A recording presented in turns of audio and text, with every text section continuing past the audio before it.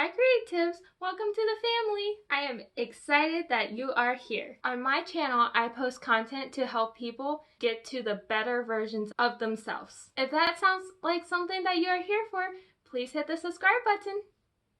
Today we are going to talk about the concept of you are not responsible for someone else's problems. While all of us are working on building relationships, it's almost inevitable to sometimes get involved and worry about someone else's problems. Whenever someone states a problem to me, I go into problem solving. I try to use all my resources that I have to try to solve their problem.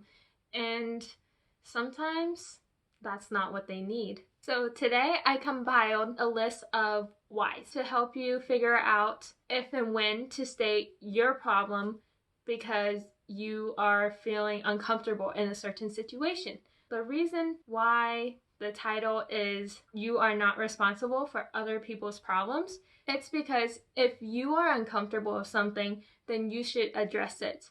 But at the same time, if someone else is uncomfortable with a situation, they are responsible to address it themselves. So the meaning of it is you are not responsible for other people's problems. So these 3 tips will help you figure out whether or not your request is reasonable or not. So number 1 is evaluate your needs. So if you are asking for something, ask yourself if it is a reasonable ask. So at this point, you want to use common sense. Like if I ask my friend for her brand new boots that we are the same size of, do you think she's really going to let me borrow them? And at some point, you might think, while you are working on all these skills to help you speak up and make sure that your problems are heard, you might think, what if other people are having a problem with me? And that's the whole topic of the day. Like, that's the whole reason we're talking about this. Their problems are not your problems. So if they are uncomfortable with something, it is their responsibility to tell you that they're uncomfortable. So it is your responsibility to decide whether or not you are uncomfortable enough to ask them a request. So when I'm in therapy, there's this game that my teachers taught me. So it's basically the 10-cent game. It helps you evaluate whether or not how to ask a question. So let me show you.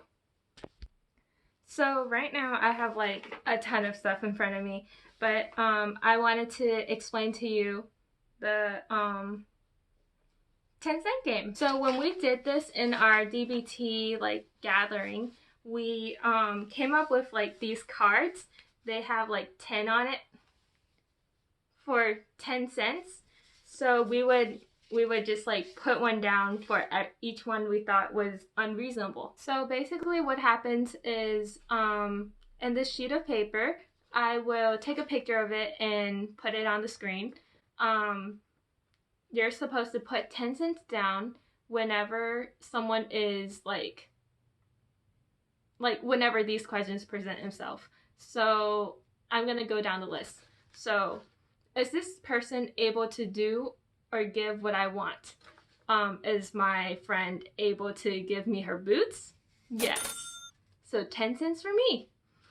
Is getting my objective more important than my relationship with this person? No, it is not. So no 10 cents. Will asking for them make me feel competent and self-respecting? I don't know. No? Well, is the person required by law or moral code to do or give me what I want? No. Am I responsible for telling the person what to do? No. Is what I want appropriate for this relationship? I guess so. We're like pretty close kind of way, so I guess so. I'm gonna put 10 cents down. I have 20 cents now. So the next question is asking important to a long-term goal? No, it's not. Do I give as much as I get with this person? Yes. So I'm going to put another one down. Do I know what I want and have the facts I need to support my request? Yes. Wait, I don't have facts for it though, but I just know I want it.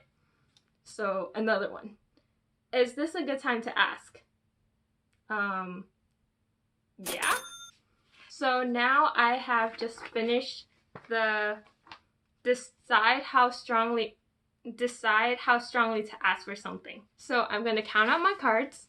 So it's 1, 2, 3, 4, 5.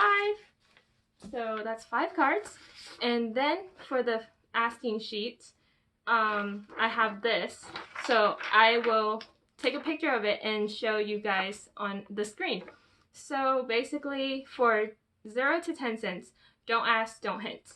For 20 cents, hint indirectly, take a no. For 30 cents, hint openly, take no. I'm actually not going to read the whole list, but basically my 50-cent one was ask gracefully, but take a no.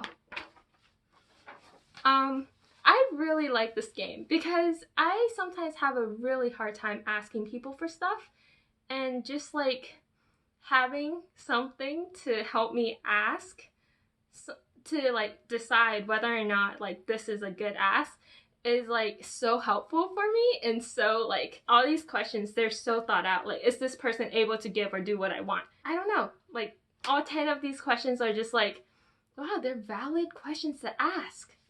So there's also another side of this, which is decide how strongly to say no. I'm not going to mention it here, but you can read about it later. So also make sure to research the DIME game. That's what it's actually called, just so that you can know more about it. So 2, you are going to think about what happens if you get your needs met. Okay, I have another example for you. So your best friend is talking to your ex and you're not comfortable with that. So you can probably do the DIME game, but in this scenario, it's pretty obvious, like morally and just common sense wise, what's the answer to that. So you're gonna think about what will happen if you got your needs met. Well, your best friend won't be talking to your ex, so the situation won't be very awkward, and if they even start dating, they won't, because you cut them off before they even started. So in this example, even if she doesn't do exactly like what you want her to do, you'll have a peace of mind that you mentioned it to her, so it's not on you when the relationship falls apart. So while I'm talking about like what would happen when you get your needs met, think about how good things will be if you got your needs met. Like imagine the scenario, visualize the situation, detail it, like what dress are you wearing, what jewelry are you wearing, your surroundings, what's there, like is there something very significant, where are you? So now that you're thinking about it, if you're actually imagining this and you see sunshines and rainbows, that like, so if like I'm comparing it, but basically if you like feel very happy about the emotion, then that means this is totally something you need to ask. But if you don't feel that way and it's just like a meh, like that's time to evaluate whether or not this is a needed ask. Because at the end of the day, you need to ask yourself, is this a long-term goal? Is this ask going to affect the long-term goal of this relationship? And then 3, it's just tell them or not tell them. So by now you would have figured out, like, do you actually want to tell them how you're feeling? So if your problem is not reasonable and you don't think this is something that you should be asking, then you just stop at this step.